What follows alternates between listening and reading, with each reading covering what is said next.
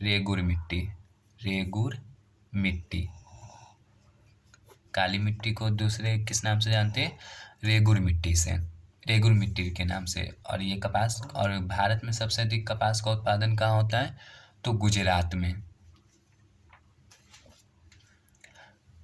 निचले पर्वतीय ढालों पर लैटेराइट तथा मध्य पर्वतीय प्रदेश में अनुपजाऊ भूरी पॉडजोल मिट्टी पाई जाती है। पर्वतीय प्रदेश की मिट्टियाँ भूक्षरण की समस्या से ग्रस्त है, क्योंकि हिमालय से जब नदियाँ निकलती है तेजी से, तो वो क्या करती है, जहाँ मिट्टी रहती है उसके मूल स्थान से उसको हटा करके दूसरी जगह ले जाती है। इसी को भूक्षरण कहते हैं। जहाँ जो मिट्टी के कण होते हैं वो मूल स्थान, मतलब जहाँ होते हैं वहाँ से उसे दूसरी जगह फेंक देते हैं, उसे भूक्षरण कहते हैं, हटा देते हैं।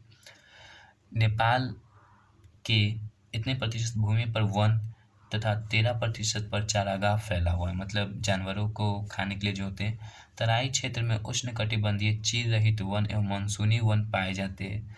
सदाबहार चौड़ी पत्ती के वन इतना 1200 से 2400 मीटर की ऊंचाई तक पाए जाते हैं। देखिए, सबसे घना जो वन होता है वो सदाबहार वन होता है। इससे बुक में पढ़ना है वन भी। इसके ऊपर सदाबहार शंकुधारी वन 2400 से 4000 मीटर तक पाई जाती है। इसके ऊपर पर्वतीय चारागाह मिलते हैं, जहां जनसंख्या की वृद्धि के कारण वनों की कटाई ने पर्यावरणीय समस्या उत्पन्न कर दिया है। यहाँ के वनों में हाथी, बाघ, भालू, बंदर, हिरन, खरगोश आदि वन्य जीव पाए जाते हैं। वसुधरा नेपाल जैविक विविधता का भंडार, मतलब अलग अलग पेड़ पौधे, जीव जंतु हैं नेपाल में। कृषि, नेपाल में जीवन निर्वाह कृषि के साथ साथ पशुपालन भी मुख्य व्यवसाय है। नेपाल का कृषि और पशुपालन। यहाँ 18% भूभाग पर खेती होती है। नेपाल के 18% पर खेती। मुख्य खाद्यान्नों में चावल, नेपाल का मुख्य खाद्यान्न कौन सा है? चावल, मक्का, गेहूं, ज्वार, बाजरा आदि है। व्यापारिक फसलों में जूट, गन्ना, फल, तंबाकू, चाय तथा कपास मुख्य हैं। अगर पूछेगा सबसे अधिक भारत में चाय किस राज्य में होता है, तो असम। सबसे अधिक चाय कहाँ होता है? असम में। और विश्व में पूछा सबसे अधिक चाय का उत्पादन कहाँ होता है, तो विश्व में सबसे अधिक चाय का उत्पादन चीन में होता है। सबसे अधिक चाय का उत्पादन विश्व में चीन में होता है। और भारत में पूछेगा तो असम। देश के कुल कृषि उत्पादन का 70% भाग अकेले पूर्वी तराई प्रदेश से आता है। काठमांडू घाटी में सघन कृषि होती है, जिसमें चावल तथा फल और सब्जी की कृषि मुख्य है। खनन एवं उद्योग तथा अर्थव्यवस्था पर प्रभाव। नेपाल में खनिजों का अभाव है। अभ्रक यहाँ मुख्य खनिज है। नेपाल का मुख्य खनिज कौन सा हो गया? अभ्रक, मुख्य खनिज अभ्रक। नेपाल का मुख्य खनिज क्या है? अभ्रक। और यहाँ खनिज का क्या है? अभाव है नेपाल में।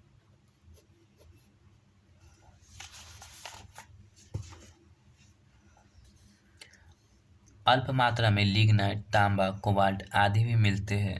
शक्ति के साधन के रूप में भारत के सहयोग से देवी घाट जल विद्युत परियोजना चालू किया गया है। यहाँ जल विद्युत विकास की असीम संभावनाएं हैं, किंतु इसका विकास नहीं के बराबर हुआ है। औद्योगिक दृष्टि से नेपाल एक पिछड़ा देश है, मतलब यहाँ कारखाने कम हैं। यहाँ बड़े उद्योगों के स्थापित होने वाले कारकों का अभाव है। यहाँ मतलब जो चाहिए बड़े बड़े कारखानों को, वो सारे संसाधन नेपाल में नहीं है। यहाँ कृषि एवं वन आधारित उद्योगों का विकास किया जा रहा है, मतलब कृषि पर आधारित है, जो वन पर आधारित है। जैसे कि कपड़ा, सूती वस्त्र का कारखाना, ये कृषि पर आधारित है। चीनी मिलें, यहाँ सूती वस्त्र, चीनी, जूट, चमड़ा, वनस्पति तेल, तंबाकू, दिया सलाई, कागज तथा लुगदी इत्यादि का निर्माण होता है। सीमेंट तथा कृषि उपकरण भी बनाए जा रहे हैं। यहाँ के प्राकृतिक सौंदर्य, धार्मिक स्थल तथा पर्वतारोहण सैलानियों को आकर्षित करते। यहाँ पर्यटन उद्योग का तेजी से विकास हो रहा है। व्यापार, नेपाल का व्यापार खनन एवं उद्योग में हो रही वृद्धि के कारण नेपाल के विदेश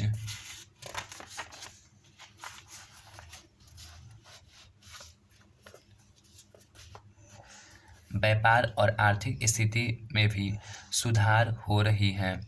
मुख्यतः भारत बांग्लादेश, चीन तथा भूटान के साथ होता है। तो नेपाल का व्यापार किसके साथ? भारत, बांग्लादेश, चीन तथा भूटान, ये भी नेपाल के पड़ोसी देश है, नेपाल के पड़ोसी देश है, भारत के भी। यहाँ से सूती एवं ऊनी वस्त्र, खाद्य पदार्थ तथा जड़ी बूटी का निर्यात किया जाता है। भारी मशीनें, बिजली के सामान तथा वाहनों का आयात किया जाता है। मध्यस्थ देश होने के कारण पड़ोसी देश को छोड़कर अन्य देशों के साथ व्यापार हेतु इसे भारत के कलकत्ता बंदरगाह पर निर्भर रहना पड़ता है, और भारत मदद भी करता है। तो नेपाल कलकत्ता से कुछ सामान लाना है या भिजवाना है, वो कलकत्ता बंदरगाह पर निर्भर है नेपाल। काठमांडू देश की राजधानी तथा सड़क मार्ग द्वारा चीन और भारत से जुड़ा हुआ है। नेपाल चीन के सहयोग से एक सड़क उत्तर में हिमालय पार तिब्बत की सीमा तक जाती है। काठमांडू वायु मार्ग द्वारा सभी महादेशों से जुड़ा हुआ है, मतलब हवाई अड्डा है नेपाल में, तथा यहाँ सभी आधुनिक सुख सुविधा की वस्तुएं उपलब्ध हैं। पोखरा दूसरा बड़ा नगर है किसका? नेपाल का। वहाँ का झील पर्यटकों को आकर्षित करता है। देखिए पूछेगा कि नेपाल में देखिए झील भी है, तो नेपाल का पूछेगा सबसे बड़ा झील कौन सी, सबसे बड़ी झील कौन सी है? तो नेपाल की सबसे बड़ी झील है राराताल। नेपाल की सबसे बड़ी झील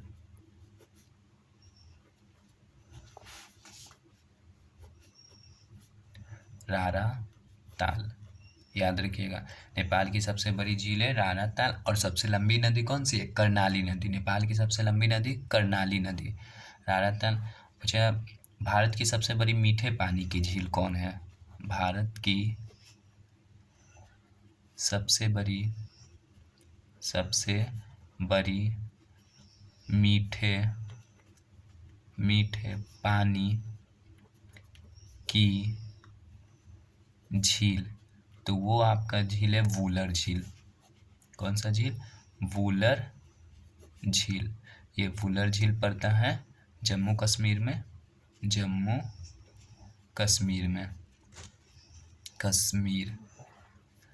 और जम्मू कश्मीर में सबसे अधिक किसका उत्पादन होता है? केसर,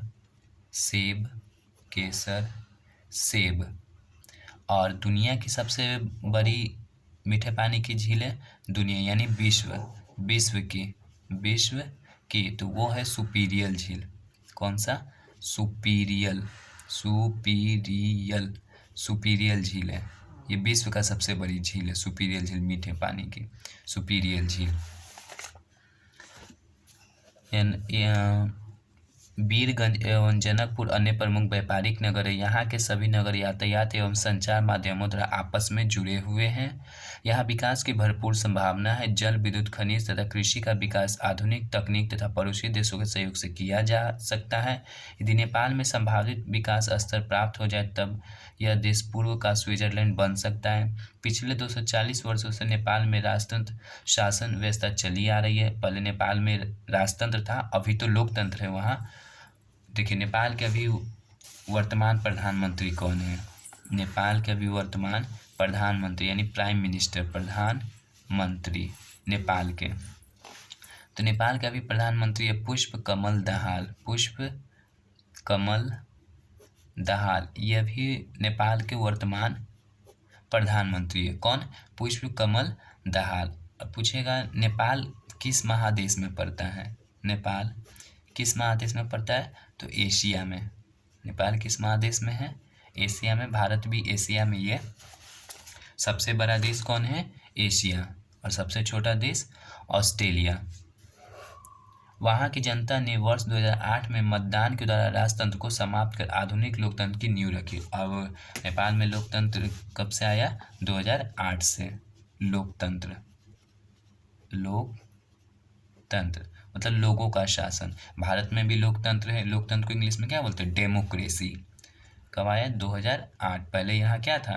राजतंत्र नेपाल में। आज के नेपाल का उदय एक नवीन गणराज्य के रूप में हो चुका है। नेपाल के लोगों को आशा है कि अब नेपाल का चतुर्दिक विकास संभव हो जाएगा। देखिए इसका ऑब्जेक्टिव क्वेश्चन क्या है? नेपाल की सीमा भारत के किस राज्य से मिलती है? अरुणाचल प्रदेश नहीं था, मणिपुर नहीं था, पंजाब नहीं था, सिक्किम से। पूर्वी साइड में था ना सिक्किम और पश्चिम बंगाल, सिक्किम और पश्चिम बंगाल था। किस तरफ? ये पूरब साइड में था, पूरब। महाभारत लेक क्या है? तो पर्वत श्रृंखला, ये भी आपको बता दिए थे, जो कि नेपाल के मध्य में पड़ता है। महाभारत लेक और एक चूड़े की पहाड़ी था, पर्वत श्रृंखला, ये दोनों नेपाल का। गंडक नदी नेपाल गंडक नदी को नेपाल में किस नाम से जानते हैं? तो नारायणी नदी, ये भी बता दिए थे। और कोसी को सप्तकोसी के नाम से, जिसे बिहार का शोक कहते हैं। यहाँ की 3 प्रमुख नदियाँ थी, गंडक, कोसी और घाघरा। और नेपाल की सबसे लंबी नदी कौन थी? कर्णाली। देखिए नेपाल के सर्वोच्च शिखर का नाम है, ऊंचाई बताइए। तो सर्वोच्च शिखर कौन सा है? Mount Everest. माउंट एवरेस्ट, जिसकी ऊंचाई कितना? 8,848 मीटर। ये आपको बता दिए पहले। नेपाल की 3 प्रमुख नदियाँ कौन कौन सी है? तो गंडक, कोसी और घाघरा। गंडक, कोसी